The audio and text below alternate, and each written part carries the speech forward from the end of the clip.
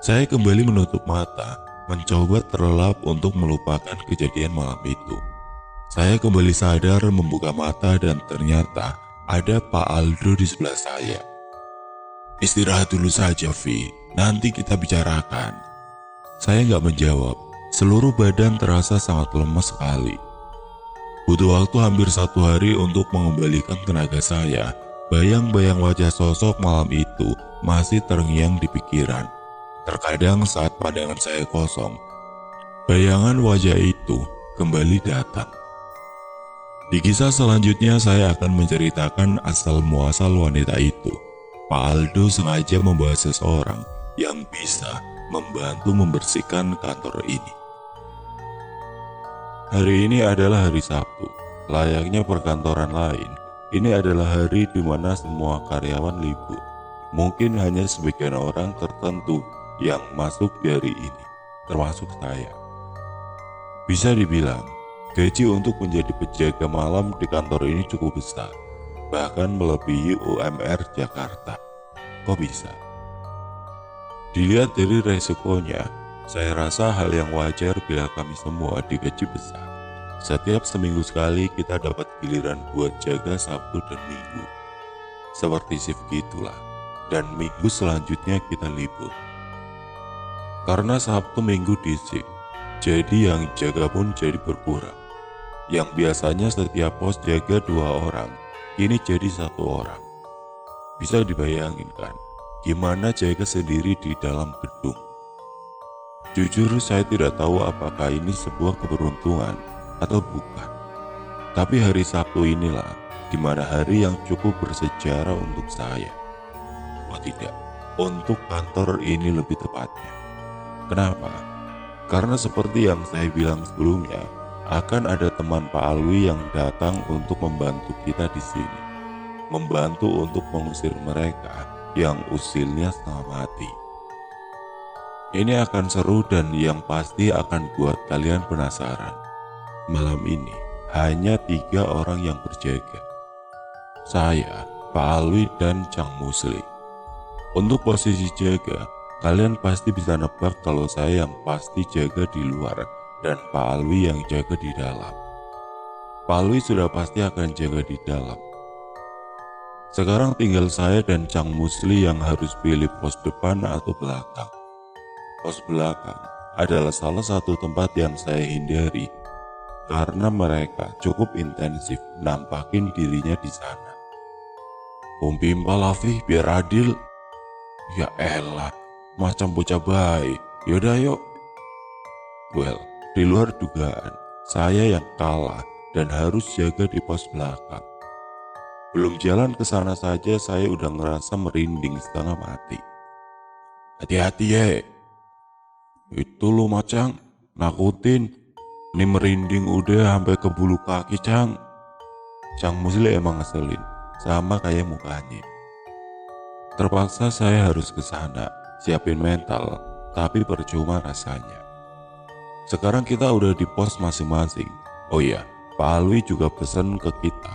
Kalau ada orang yang datang nyari dia, langsung suruh masuk saja katanya.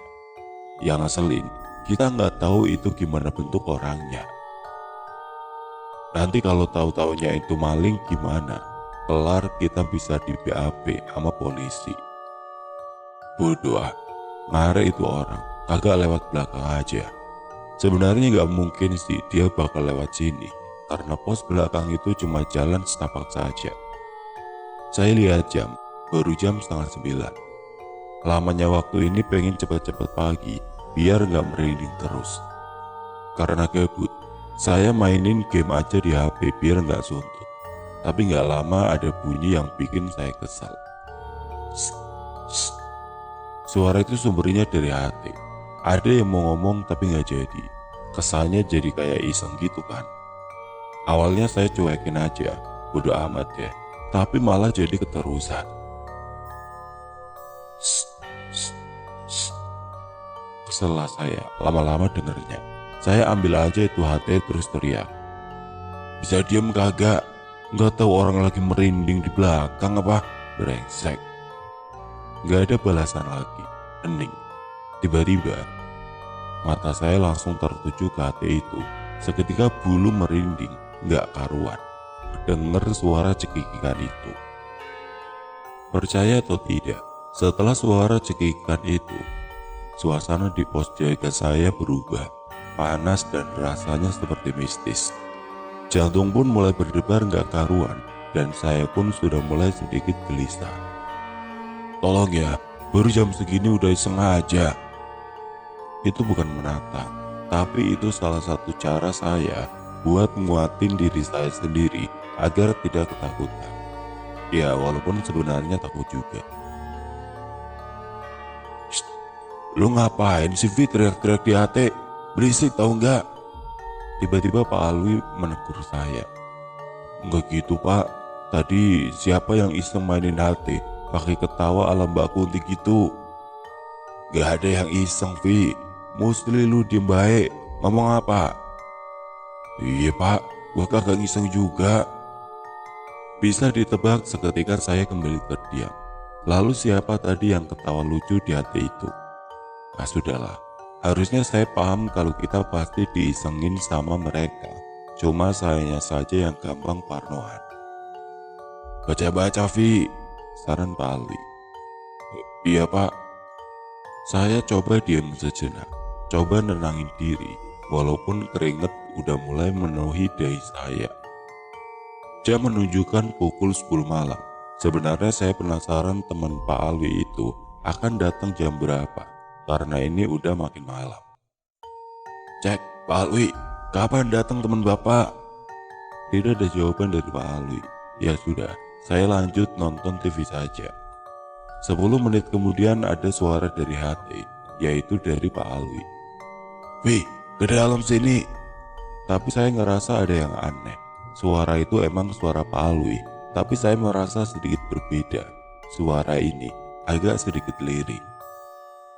Ngapain Pak? Saya tunggu dan gak ada balasan lagi. Saya pun jadi khawatir, takut ada apa-apa dengan Pak Alwi di dalam.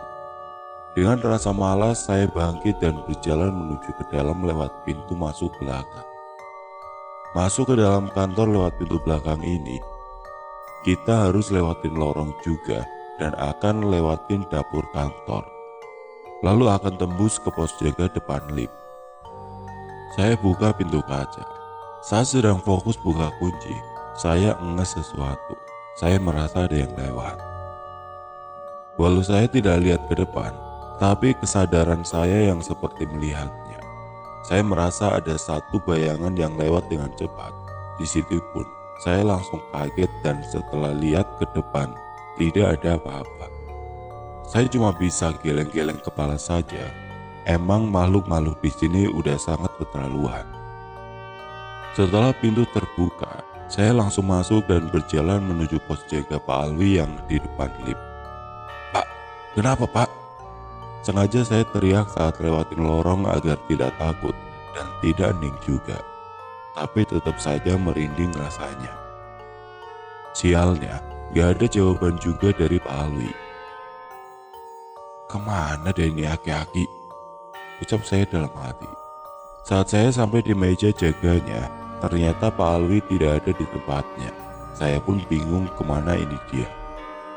Saya pun ambil hati di kantong celana belakang, coba pantau keberadaan Pak Alwi. Monitor Pak Alwi, Bapak di mana?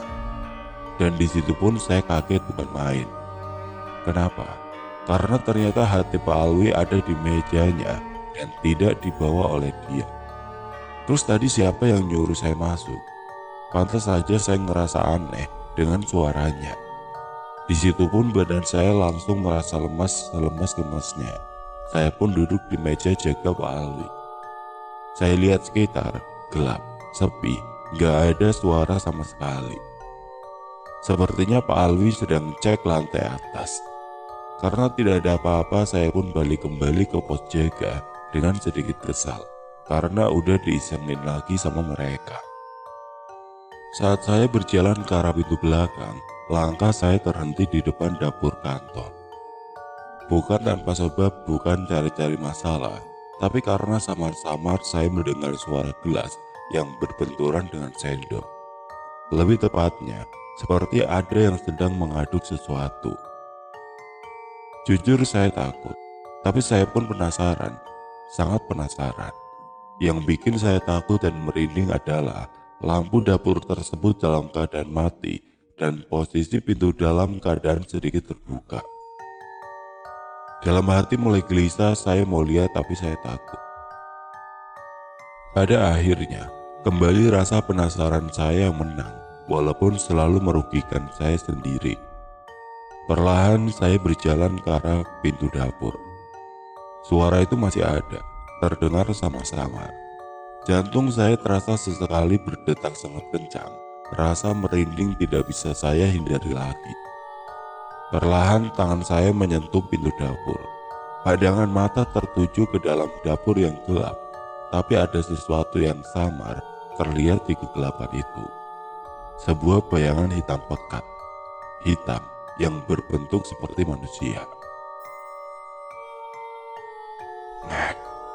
Suara pintu dapur perlahan terbuka. Seketika bayangan hitam pekat itu tidak terlihat, dan saya pun tidak melihat bayangan itu pergi. Senter sudah siap di tangan dan saya arahkan ke dalam. Di sini, saya benar-benar merasa sangat merinding bukan main, karena ternyata tidak ada siapa-siapa di dalam dapur. Sinar senter yang mengarah ke satu gelas yang berada di atas meja. Saya cari saklar lampu dan saya menyalakan. Lagi-lagi keanehan yang saya alami, hal-hal yang sangat di luar nalar saya. Percaya atau tidak, saya nggak peduli. Tapi di situ saya benar-benar melihat gelas tersebut beserta sendoknya di dalam gelas. Yang lebih aneh lagi adalah ada air panas di dalam gelas tersebut. Ya Allah, kenapa sih? Kalian iseng amat. Logika saja, di dalam dapur nggak ada siapa-siapa. Terus gimana ceritanya ini gelas berisi sama air panas? Saya nggak mau lama-lama di situ. Sudah benar-benar gak kuat nahan merinding. Saya matiin lampu dan langsung keluar menuju pos jaga. Masa bodoh sama itu gelas. Dipikirin pun saya gak akan nemu jawabannya. Sesampainya di pos, saya langsung duduk dan ambil nafas dalam-dalam. Ini kantor lama-lama berasa kayak kuburan. Minum air putih dulu biar tenang, tapi tetap saja kepikiran sama gelas itu. Kalian tahu, jaga di sini itu serba salah, hening salah, dan digangguin salah. Karena sampai pukul 11, belum ada satupun gangguan yang berbentuk secara fisik dari mereka. Lega, tapi ada sedikit curiga juga. Tapi ternyata apa yang dipikirkan saya itu salah besar. Saat sedang asik nonton TV, tiba-tiba terdengar suara ledakan yang sangat besar dari arah atas gedung kantor. Siapa yang tidak kaget dengar suara ledakan malam-malam?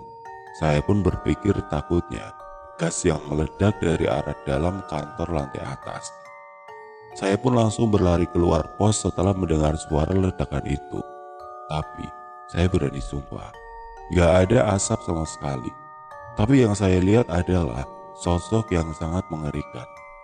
Saat saya melihat ke atas, ada sosok yang berdiri di sudut gedung paling atas. Sosok besar yang tidak masuk akal. Dengan gedung setinggi itu, entah kenapa saya lihat dengan jelas sosok tersebut saking besarnya. Hitam dan matanya berwarna merah terang, seakan sedang menatap saya. Gak pakai lama saya pun langsung kembali masuk ke dalam pos, karena benar-benar bikin jantung mau copot rasanya melihat sosok itu. Pak Alwi, monitor pak. Kenapa si Fit teriak-teriak mulu? Ya Allah, dari tadi kemana saja pak? Saya dari tadi di meja jaga. Gak lucu pak, sumpah. Gak lucu apa sih Vi? Gue dari maghrib sampai sekarang di sini terus. Saya pun kembali merasa aneh. Jelas-jelas tadi saya ke dalam dan gak ada dia di mejanya. Pak, tadi saya ke dalam tapi bapak gak ada. Jangan nangkutin lah pak. Ya ampun Vi, berani sumpah gue gak kemana-mana. Cek ke atas saja enggak. Saya gak jawab. Saya cuma bisa diam karena ini semua gak masuk di akal. Lu tadi ngapain ke dalam? Kesini diem saja. Diajak ngomong kagak jawab-jawab. Terus langsung pergi gitu aja. Ah, kapan bapak ngajak saya ngomong, Pak? Jelas-jelas cuma ada hati bapak aja di meja. Dalam pikiran saya itu ada apaan sih dengan kantor ini? Saya coba lupain keanehan itu. Saya langsung alihkan ke kejadian ledakan tadi. Pak, tadi saya dengar ada yang meledak dari arah atas kantor. Habis itu saya juga ngeliat dedemit serem banget, Pak. Udah biarin aja, nanti juga lu tahu. Tahu maksudnya? Heran, nggak manusia, nggak dedemitnya. Suka banget bikin orang penasaran dan bertanya-tanya. Ada apa sih, Pak? Penasaran saya. Udah, jangan rewel lu ah, nanti juga lu tahu. Selang 1 jam kemudian Cang Musli kontak Pak Alwi lewat HP. Pak, monitor, ini ada temennya baru datang. Suruh masuk saja ke dalam. Cang Musli langsung mengantar temannya Pak Alwi tanpa basa-basi. Saya pun turut ke dalam juga karena penasaran seperti apa bentuk temannya itu. Pos pun saya tinggal. Bukan cuma karena kepo, tapi karena udah emosi saja, selalu dikerjain sama dedemit. Loh, lu ngapain kesini Kadal? Tanya Cang Musli. Yaelah Cang, kepo saya juga pengen tahu ada apaan sih di kantor ini.